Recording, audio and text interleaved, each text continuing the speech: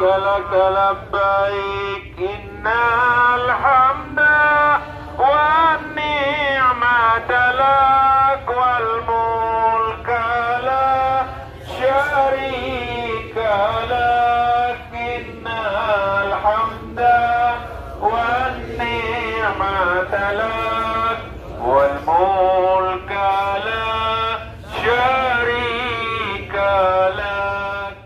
لبيك لبيك لا شريك لك لبيك إن الحمد والنعمة لك والملك لا شريك لك.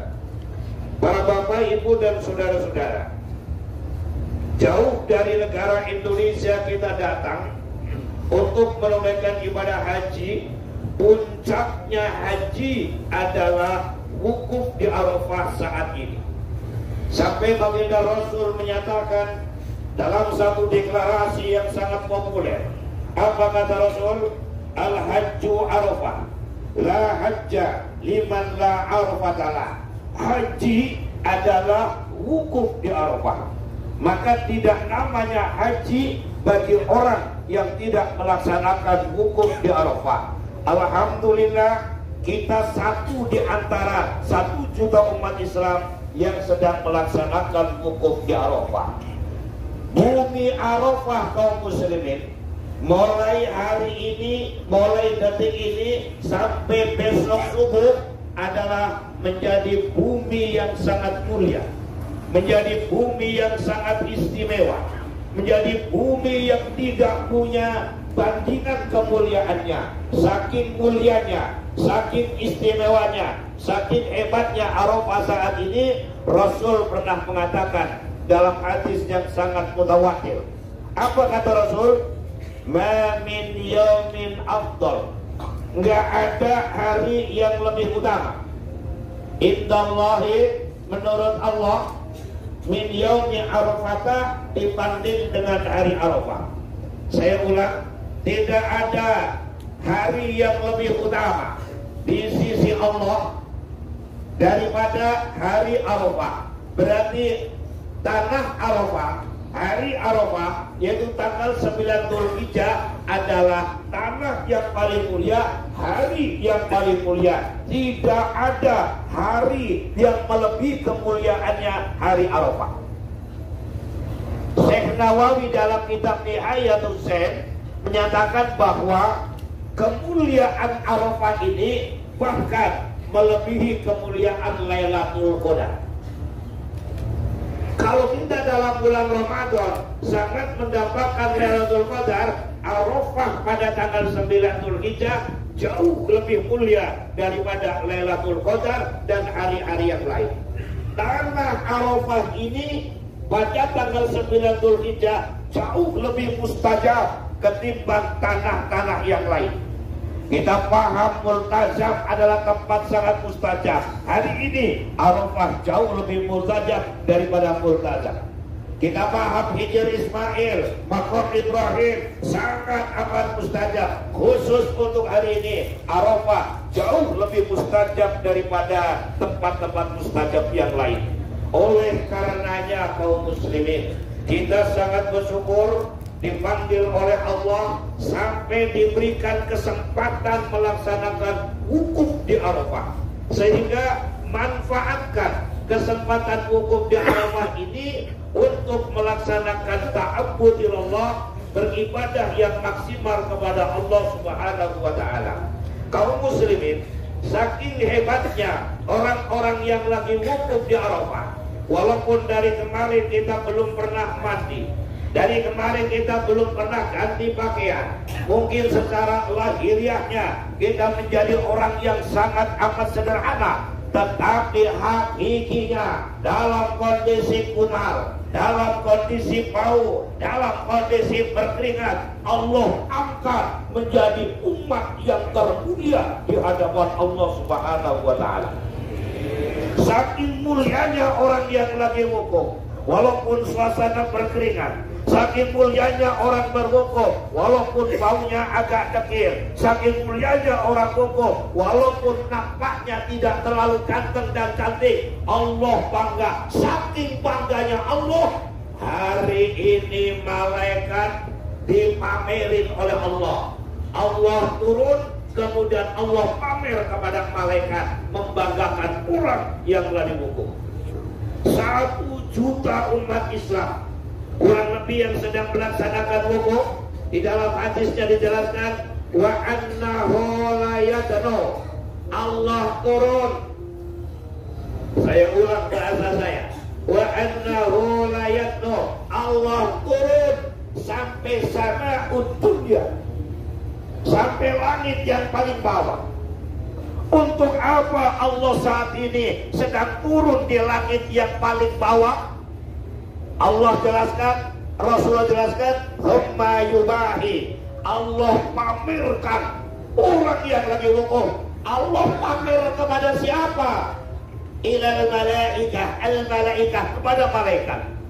Apa kata Allah? Ya malaikati, wahai malaikat-malaikatku.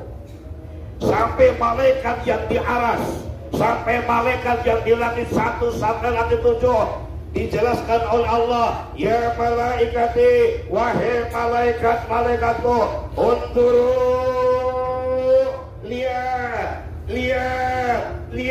ibadi, hambaku yang sedang wukuf di Arafah. Gubarun, mereka dalam keadaan detil dan berdebu, tetapi aku bangga pada Allah.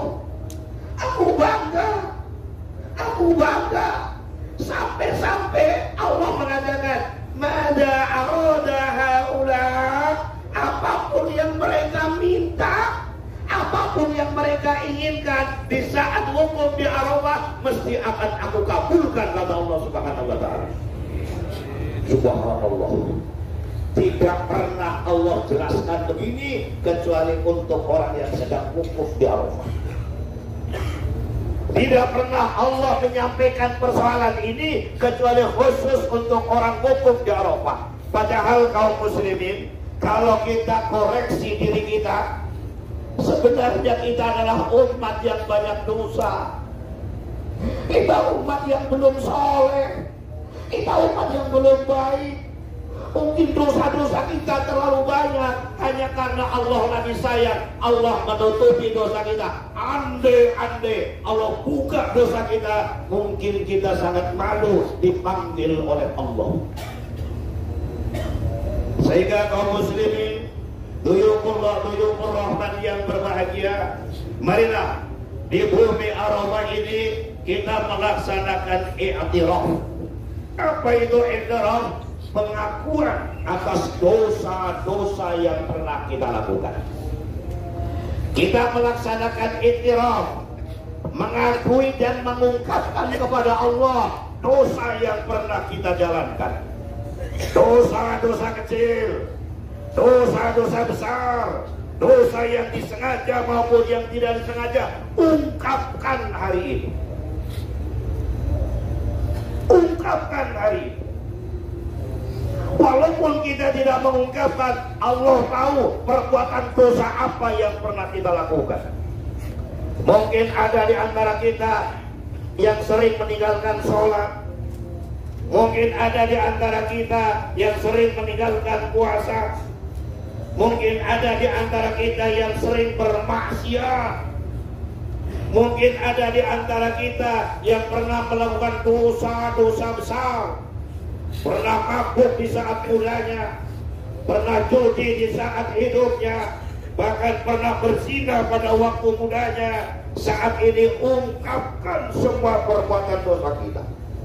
Bahkan mungkin dengan orang tua kita pernah durhaka, dengan ibu pernah kita melawan, dengan bapak pernah kita membantah, bahkan kita sebagai anak pernah bermusuhan dengan orang tua. Ungkapkan semua perbuatan dosa. Allah bangga melihat hambanya yang lagi wukuf, kemudian dia i'tiraf, mengakui perbuatan dosa yang pernah kita lakukan. Pengakuannya cukup di dalam hati, saudara-saudara. Pengakuannya cukup di dalam kalbu. Getarkan hati kita untuk melaksanakan i'tiraf di tanah Arafah. Apa perbuatan dosa yang pernah kita lakukan? Apa perbuatan maksiat yang pernah kita jalankan, sebesar apapun dosa yang pernah kita lakukan, asal kita mengakui kemudian bertobat kepada Allah, dijamin Allah akan mengampuni dosa-dosa kita semua. Sampai Rasulullah pernah mengatakan dalam satu hadisnya, dosa besar kalau orang menganggap bahwa tobat di Arafah tidak akan diterima oleh Allah.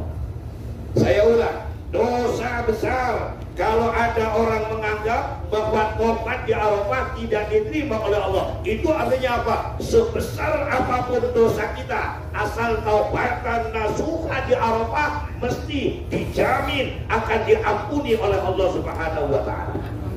Untuk itu kaum muslimin, marilah bersama-sama di saat kita melaksanakan khutbah hukum ini mulai iktiraf, mulai mengakui perbuatan dosa yang pernah kita lakukan. Mungkin ada di antara kita sering berbuat mungkar, ada di antara kita sering berbuat maksiat, ada di antara kita sering berbuat zalim, ada di antara kita sering berbuat perbuatan-perbuatan yang dilarang oleh Allah. Akui saat ini, akui dalam hati kita. Saat ini mulai getarkan hati kita untuk mengakui dosa yang pernah kita lakukan. Mari kaum muslimin, kaum muslimat, jamaah haji yang sedang wukuf, iktiraf. Apa perbuatan dosa yang pernah kita jalankan? Apa perbuatan maksiat yang pernah kita lakukan di masa lalu? Sehingga kita dari Indonesia datang membawa dosa yang begitu banyak, membawa dosa yang begitu besar, membawa dosa yang begitu aneka ragam, bahkan malu kalau dosa itu ditampakkan. Hari ini Allah bangga kepada umatnya yang mengakui atas perbuatan dosa itu. Mari kita renung perbuatan dosa yang pernah kita lakukan. Jangan sampai kita bangga dengan diri kita. Mungkin ada di antara kita yang pernah bangga dengan kekayaan. Mungkin di antara kita ada yang pernah bangga dengan jabatan. Mungkin ada di antara kita pernah bangga dengan kecantikan. Mungkin di antara kita pernah bangga dengan urusan-urusan duniawi. Semua itu adalah tidak punya makna di hadapan Allah. Sehingga Allah berfirman dalam Al-Quran, Inna akramakum indallahi atqakum.